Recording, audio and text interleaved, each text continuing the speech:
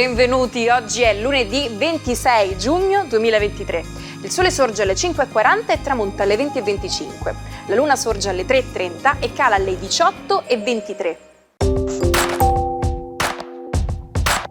Oggi si celebrano i santi Giovanni e Paolo martiri. Il nome Giovanni è di origine ebraica e significa dono del Signore. Il suo numero fortunato è il 5, il colore è il giallo, la pietra è il topazio e il metallo l'oro, mentre Paolo viene dall'aggettivo Paulus, che vuol dire piccolo. Il suo numero fortunato è il 5, il colore è il rosso, la pietra è il rubino e il metallo l'oro. Sono tanti i benefici della frutta per il nostro corpo. Per esempio, le ciliegie migliorano il transito intestinale e contengono proprietà antitumorali tra le più potenti in natura, grazie a una sostanza che agisce sulle cellule malate arrestando il loro processo degenerativo. Benissimo! Ma avete visto quanto costano le ciliegie ultimamente? Ecco, se si vuole godere di questi benefici, forse sarebbe meglio e soprattutto più conveniente optare per un integratore preso in farmacia.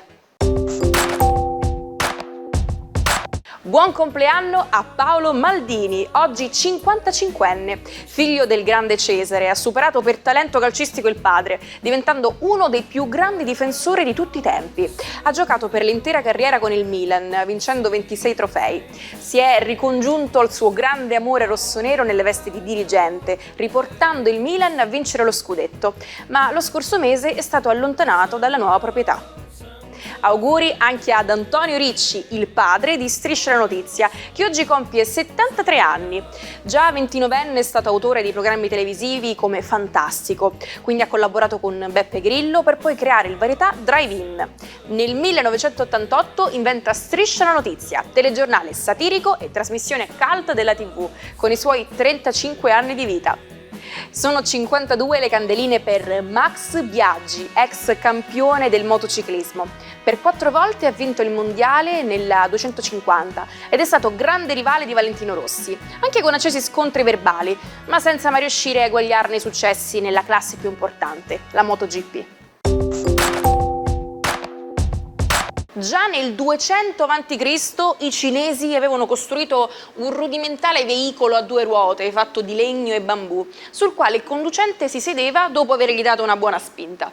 Fu poi Leonardo da Vinci, intorno al 1493, a disegnare un velocipede con sella sull'asse posteriore e ruote di uguale grandezza. Ma solo il 26 giugno del 1819 l'inglese Dennis Johnson brevettò per la prima volta una bicicletta, anche se mancavano i pedali e i freni. In Giappone, a San Valentino, sono le donne a regalare cioccolatini agli uomini, i quali devono ricambiare esattamente un mese dopo, il 14 marzo. E adesso, per tutti gli appassionati, diamo ascolto ai preziosi consigli dell'oroscopo di Marco Amato. Buongiorno ai 12. Oggi luna in bilancia. Vediamo cosa dicono le stelle. Ariete, l'ingresso della luna in bilancia oggi in giornata potrebbe un po' farvi per il classico lunedì non proprio che fila liscio, ma partite con il giusto caffè e con il giusto sorriso, avete ben altri appoggi planetari e vi renderanno socievoli e discorsivi. Toro, la giornata di oggi prevede una forte pressione lavorativa proprio perché il vostro Urano, in quadratura con Marte e Venere, tende a farvi oggi affrontare una serie di cose rimandate. Rimane però spazio per amore e tensione affettiva. Gemelli, la giornata di oggi vi farà dire addio al vostro Beniamino, il vostro Mercurio. Il pianeta dai piedi alati trasmigrerà in Cancro, lasciandovi comunque qualche dubbio nettuniano su qualcosa che ancora non vi funziona del tutto. Dubbi su qualche persona? Cancro.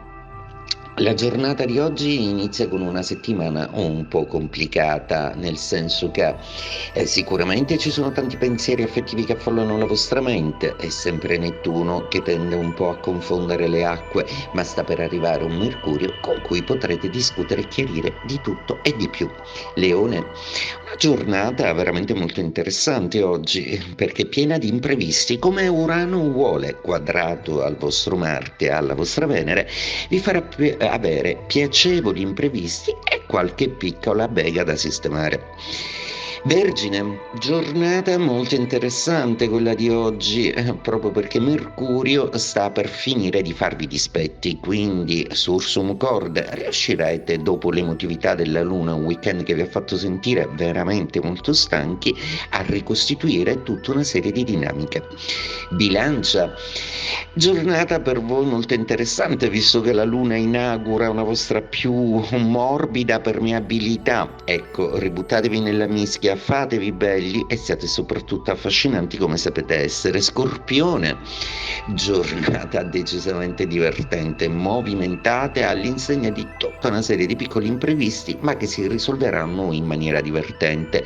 Sta per tornare amico Mercurio, quindi tenetevi forte e forse riuscirete a fare quell'incontro, quel dialogo, quell'audizione lavorativa a cui tenevate tanto.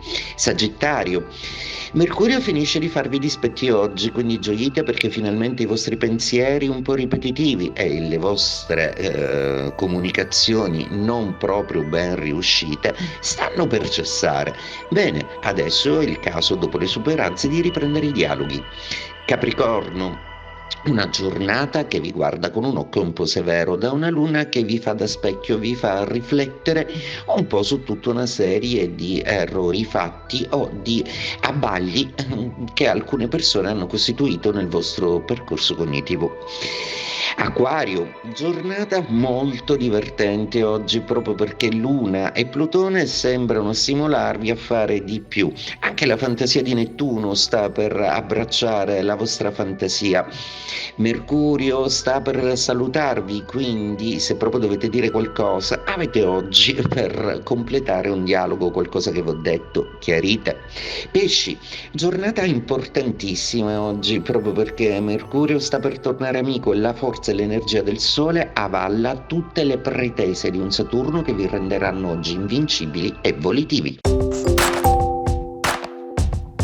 Era stato scartato da 12 case editrici, che chissà quanto hanno rimpianto questa scelta.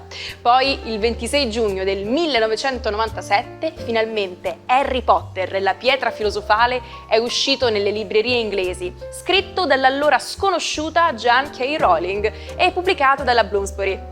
Pagato all'autrice 2.500 sterline, grazie al passaparola ha scalato piano piano le classifiche, fino a raggiungere nel 99 1 milione di copie vendute, primo di 7 volumi di una saga per ragazzi tradotta in 79 lingue e diffusa in 200 paesi.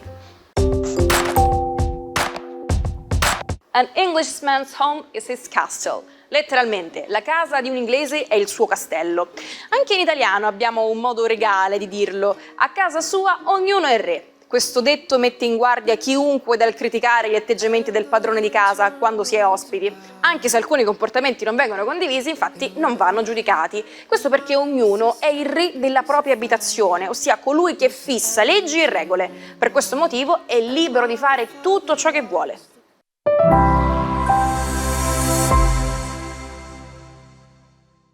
Non dimenticatevi di iscrivervi a Sicilia Play su YouTube per non perdere nessuna puntata.